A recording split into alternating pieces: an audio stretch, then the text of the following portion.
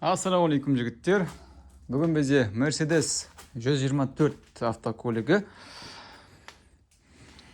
Қозғалтқышқа дизель. Бұл көліктің проблемасы, бірнеше проблема бар. Қазір соны мен жазып алдым. Мына жерде қазір көрсетіп жіберейін. Так, 124. Стеклоподъемник, дворник, прикуриватель, обогрев заднего, артыңғы лобовойдың обогреві, және де утечка тоқ алып тұр дейді. Осыны ретімен қарау керек. Бұл видеоны түсірмейін ба деп ойлап едім, бірақ та мүмкін сізге пайдасы тиер деп түсіріп жатқан жайым бар. Сондықтан видеоға лайк, комментарий, лайкты молырақ басып жіберіңдер, және каналға тіркеліп жіберіңіздер. Жалпы қазақша контентті қолдап өтсеңіздер жақсы болады. Стеклоподъемник бізде проблемасы мынандай. Көліктің есіктері жабық тұрған кезде стеклоподъемник істемейді. Ал көліктің есігі ашық болған кезде стеклоподъемник істейді. Яғни, мысалы, водительский есікті ашқан кезде стеклоподъемник істеп кетеді. Қазір көрсетемін. Дворник бізде кілтті ашпай-ақ жұмыс істей береді. Прикуривательді қараған жоқпын әлі.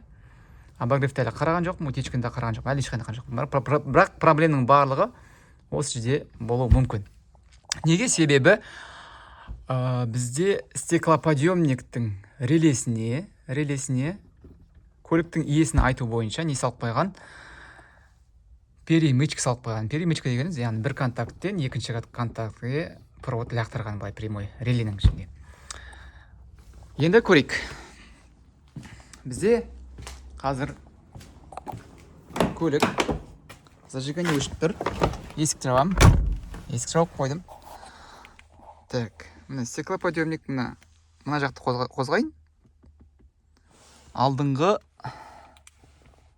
оң жақ, пассажир жағы түсірем. Мына істемейді. Көрдіңіз, ешқайсы істемейді. Жарық қосайын. Мінекей. Ешқайсысы істемейді. Ал енді есікті ашсам. Есікті аштым. Енді бассам. Тереземіз түсет және де көтеріледі міне. Қазір көтеріп жатырмын. Енді өз жағындықын қарай. Міне. Есікті жапсам, істемей қалады. Қызық, е? Сондықтан видеоны соңына дейін қараймыз. Қызық болады деген үміттемін. Енді неден бастаймыз? Бізге көліктің иесі айтты. Бізде стеклоподъемниктің релесінде перемычка тұр. Я байқап тұрмын, перемычка тұр, действительно, міне. Перемычка тұр. Енді осыны шешемін қазір. Шешіп, енді қарау керек. Не үшін перемычка салған екен? Мына жерден қарайық. Қай контактілеріне перемычка салған екен? Қазір алып тастайын перемычканы.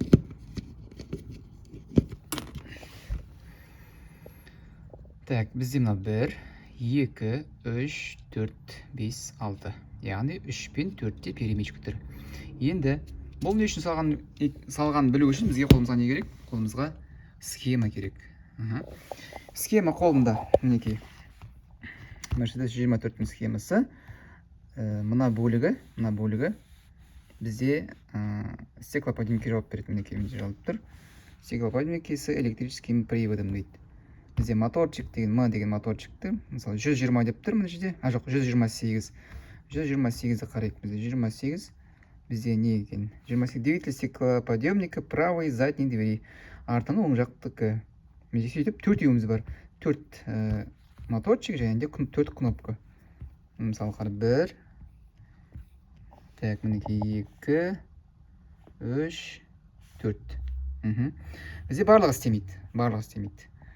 Есікті не істеген уақытта, жапқан уақытта қараймыз. Мысалы, бізде релесін тауып алу керек. Релені тауып алайық. Так, релені тауып алайық.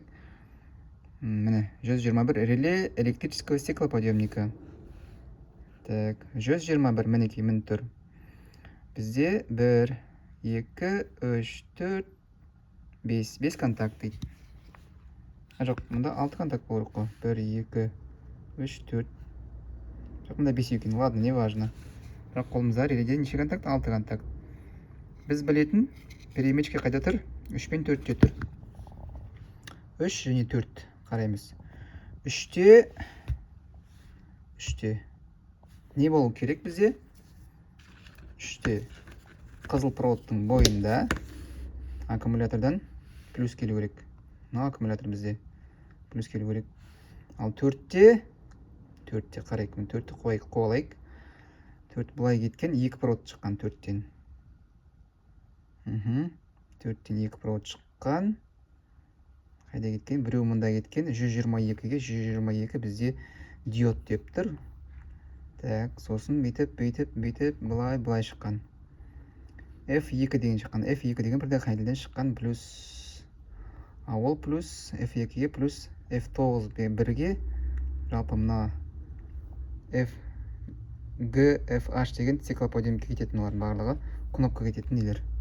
Мысалы қарайық, сары қара кетті. Қайда кететін бақыласақ.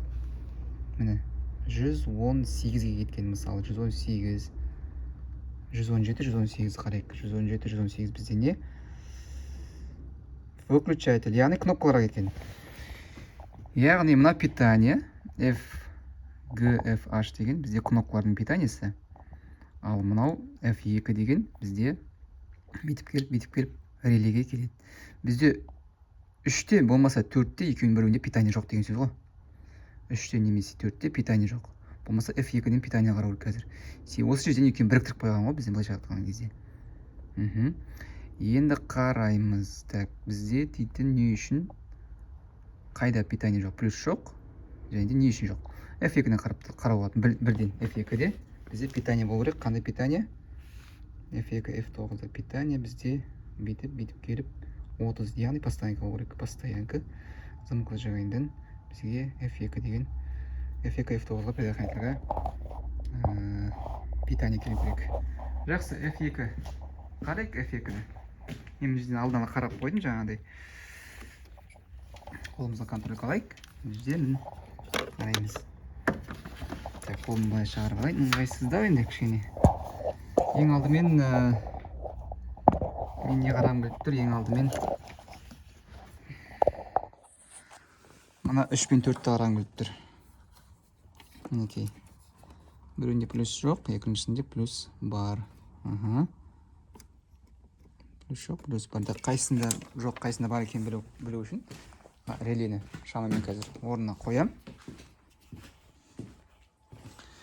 Релені былай қойсам, бізде мына беттегі ортасындағысы жоқ, ол бізде не болып тұр? 4 деп тұр. Қазір мына контакт ортасындағысы. Мына плюс жоқ, қосаған отырады. Яғни 3-тен 4-ке алған ғой, 3-те плюс бар, 4-ке алған. 4-те плюс жоқ деген сөз. 4-іміз бізде не болды? 4-ші контакта, релейнің 4-ші контактында. Мына жерін дұрыстап қарап жіберсек. Міне 4, 3-те бар, 4-те жоқ. 4-тен 4-ке плюс қайдан келеді? Бүйтіп, сары қара сызықтары бармен бүйтіп F2-ден шығады екен. Енді F2-ні қараймыз. F2 бізде мысалы емес точно. Міне F2. Так, қарап жүрейік. Мына жерде питание жоқ. Питание жоқ. Мысалы бар болса, плюс бар болса, егер қалай болады қазір? Плюс ешқайсына мына плюс қызыл болу керек. F2-де плюс жоқ. Қазір мен зажигание қосып қойайын. Негізі зажиганиясы келеді депті, бірақ зажигание сонда қосып қойайын.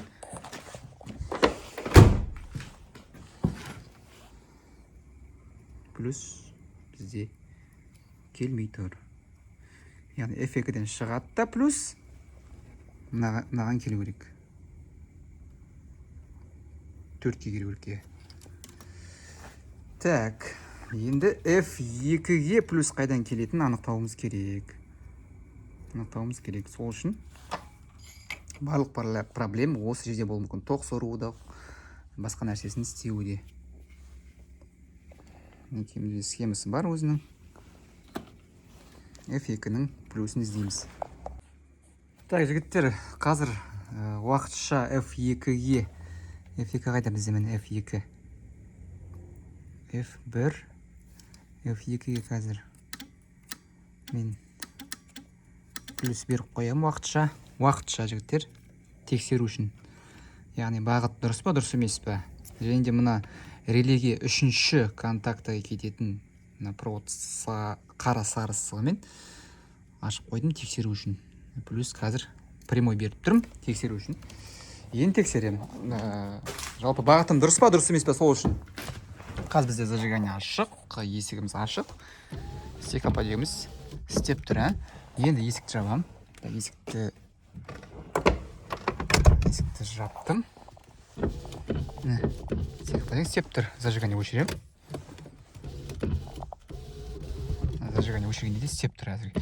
Бірақ та ең маңыздысы ол кішкендегі сөну керек негізі. Зажигание өшіргеннен кейін уақытша жұмыс істеп тұрады. Бірақ ең маңыздысы есікті жапқаннан кейін де жұмыс істеп тұр. Жақты қарап жүрейік. Демек, бағыт дұрыс деген сөз. Тек қана плюс табу керек. F2-ге плюс неге келмей тұр. F2 мен F1 бізде екеуі бірге питание келеді екен негізі. Бірге питание келеді екен. Мынаған плюс берсем мынаған шығады, мынаған шығады. Екеуі яғни схемасы бір. Так, жігіттер, F2 бізде жаңа қараған. F2-ге тоқ қайдан келетін бізде сәл қателеспін, F9-ден бірге емес екен. F9-ға бөлек келеді. Постоянка замок зажиганиеден 30. Ал F2-ге, міне F2-ге бөлек келеді екен. Замок зажиганиеден кілтті ашқан уақытта келеді екен бөлек. Так, мына бізде как раз обогрев заднего стекла, мінекей. Соның схемасы. F1, F2, мінекей. Замок зажигания 15-нен F2-ге және де F10-ға келеді. Жоқ, F2-ге және де F1-ге жаңа айтқандай. F1, F2 бір цеппен тұрады. Розовый, қызыл провод түсі. Екеуіне бірге келеді. F1-ден шығып, F2-ден шығып, бізге 60 деп тұр. 60 бізде комбинированный реле. Яғни бұл задний лобовойдың, обогревтің релесі. Осыған барады, және де бізге керек неге барады? Стеклоподъемниктің релесіне. Яғни бір предохранитель бірнеше нәрсеге барады. Шығатын жерін тауып тұрық, мысалы сары, қара шығатын жері. Ал бізге кіретін жері керек. Кіретін жері міне мынан тауып тұрық. Кіретін жері міне мында. Розовый, қызыл. Енді осы розовый, қызылды іздейміз. Замок зажиганиеден шығады екен, кілт ашқан кезде. Так, жігіттер, замок зажиганиені аштым мына жерден. Так, айтқандай замок зажиганиеден бізде міне розовый, қызыл. Анда розовый сары болып кеткен, бірақ мына розовый, міне розовый қызыл бөлек. Мына жақта розовый сары бөлек. Мына жерде замок зажигания ауысқан екен, жігіттер. Замок зажигания ауысқан. Мына жерде қазір мен тоқты қарайтын болсам, мына жерде питание бізде жоқ. Қазір былай істейін, міне питание жоқ. Замок зажигания ауысқан, проводтардың қате жалғауы әбден мүмкін. Қазір мен мынаны қарап жүрейін, мына розовый қызылды қарап жүрейінші. Осы бізде негізі зажигание болу керек. О, мына жақта мынадан шыққан екен. Мына жақтан түстері әртүрлі. Сондықтан мына жердің питаниесін қарай, мынаның питание жоқ. Мынаны қазір плюс беріп көремін. Плюс бергенде ана жақтан шықса, онда замок зажиганиеде проблема деген сөз. Так, жігіттер айтқандай, мына біздің зажиганиеден келетін сары проводымыз бар ғой жаңағы, тексеріп айтқан. Соған өзім плюс бердім, мінекей. Плюс бердім. Зажигание ашық тұрған жоқ бізде. Демек, проводтарын шатастырып алу мүмкін, әбден мүмкін. Либо плюс шықпай тұр. Бізде қазір ана жақтың проводы әртүрлі басқаша болғандықтан біз қазір точно айыра алмаймыз. Бірақ та плюс берген уақытта бізде не жасадық қазір? стеклоподиум жасап тұр. Есікті жапқанның өзіне де жасап тұр. Қазір мен қолым кәмеде есікті жаба алмайын. Мынаны басып тұрып қазір. Есікті басып тұрып концепт қой. Алып тастайыншы мысалы. Мысалы алып тастадым. Қазір есік жабық тұрған сияқты болып тұр. Стеклоподиум істеп тұр. Және де артыңғы обогрев те істеп тұр. Және де мына освещение мына істеген жоқ негізі. Ол мына кілтке бағынады екен. Ол мына кілтке бағынады екен. Мына есікті жалғау керек, есікті жалғау керек, сонда істейді. Есікті жалғайын. Есікті жалғадым, жанып тұр. Басам, сөнеді. Міне. Ал егер өзім қолынан беріп тұрған плюсті алып тастасам, міне, бізде не істемейді? Стеклоподъемник есікті жапқан кезде істемейді. Мүлдем істемейді. Бізде қазір перемичка жоқ қой, дұрыс істемейді. Ашық тұрғанның өзінде істемейді. Обогрев істемейді. Жарық шамдарын қарайық. Ана істеп тұр екен, жақсы. Так, жігіттер, бізде замок зажигания жасамайтын болып шықты. Жасамайды дегенде, көлікте зажигания қосқан кезде зажиганиядан шығатын плюс дейтін бір емес, екеу, жоқ деген екеу болады. Екеу, болмаса үшеу мүмкін, вазада болмаса, вазада тек қана біреу шығады. Бұл көлікте екі немесе үш зажигания бар. Соның біреуіне шықпай қалған плюсіміз. Ол шығатын плюсіміз жаңа біздің стеклоподъемник, жаңағы обогреватель заднего стекла, соларға барады екен. Енді бұл жерде замок зажигания ауыстыру керек негізі. Бірақ та реле қолдану арқылы бізде басқа проводтан зажигания плюс шығады ғой. Соны қолдану арқылы, управление алу арқылы силовойды постоянкаға жібереміз, управлениені басқа шығатын зажиганияға жібереміз. Ал екінші силовойды біз жаңа неге жібереміз? Мысалы қарайық міне. Менде мына проводтан зажигание плюс шығады. Плюс шығады мына проводтан. Ал мынау зажиганиядан плюс шығу керек, бірақ шықпай қалған біздің керек проводымыз. Енді қараймыз, зажигание ашам. Бір проводтан плюс шықты. Мынадан шықпайды. Мына проводымыз мынаған жалғану керек. Аққа жалғанып тұр ғой қазір. Соған жалғану керек негізі. Сөйтіп барып предохранительге F2-ге барады. Бірақ бізде мынадан шықпағандықтан біз мынадан шығатын ескере отырып, реле жалғау арқылы плюс постоянка беріп қоямыз. Зажигание управление береміз. Минусты минусқа береміз. И силовой шығатын, реледен шығатынды біз қайда жібереміз? Мында жібереміз. Сол кезде бізге керек зажиганиемізді реле арқылы не істеп аламыз? Шығарып аламыз. Енді қарайық мысалы. Мен сөйтіп шығарып алдым. Көріп тұрса, плюс кетті. Зажигание өшірем. Плюс кетті. Зажигание қосам. Плюс шықты. Ал мына проводта ештеңе жоқ. Сол жоқ күйінде тұр солай. Жоқ болсаң жоқ деп оны алып тастаймыз онда. Бізге керек плюс шығып тұрған проводтан көмектесші, братан деп көмектесші беріп, реле арқылы осыған плюс шығарады. Енді плюсті қарайық. Плюс бізде керек проводтан шықты. F1, F2, соның барлығына бізге қазір мұнда не келу керек? Плюс келу керек. Так. Міне F1 плюс бар, F2 плюс бар. Релемізге не істеу керек?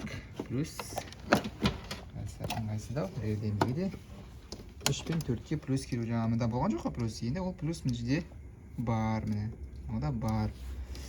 Енді міне таққа түсті релеміз.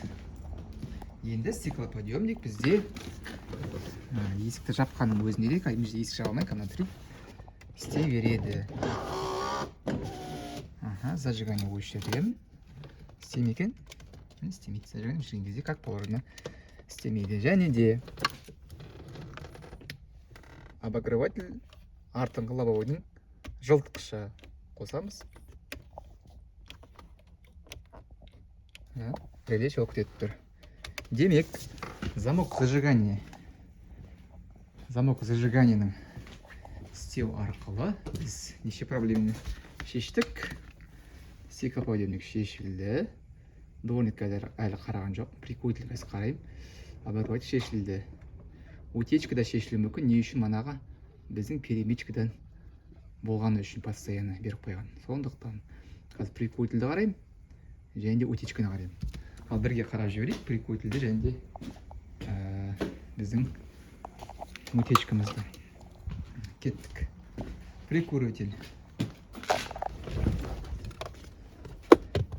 Так, прикуриватель. Ойбай.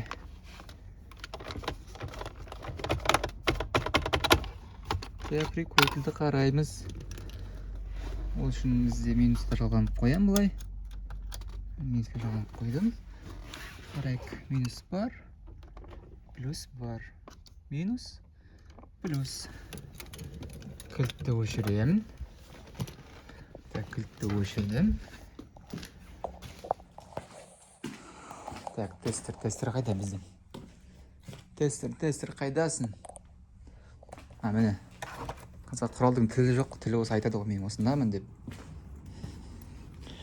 Утечка бақылаймыз. Утечка деген тоқ, аккумулятордан тоқ алуы бір нәрсенің. Бізде ана реледе перемычка болды ғой. Перемычка болғандықтан, яғни постоянно тоқ келіп тұрды сол релеге. Кілтті ашпа, постоянно жұмыс жасап тұрды.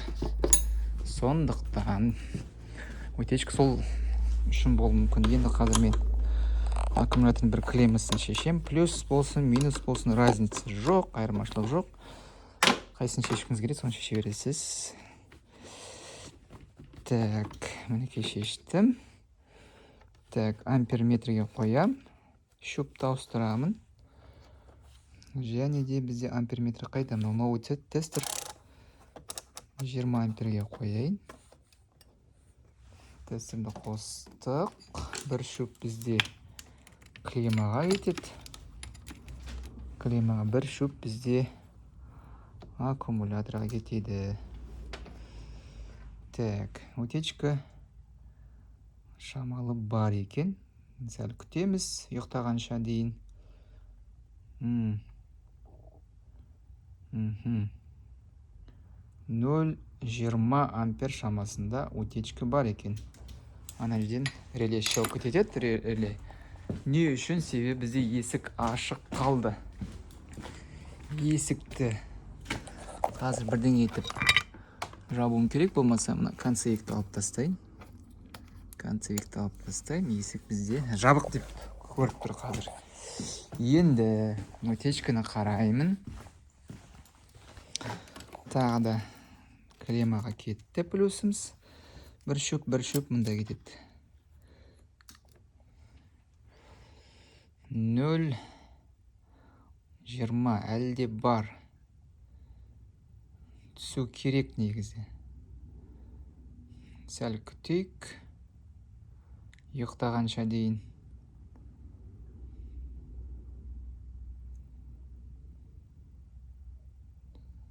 Негізі ұйықтау керек. Әлі есікті жауып тастасам екен, а?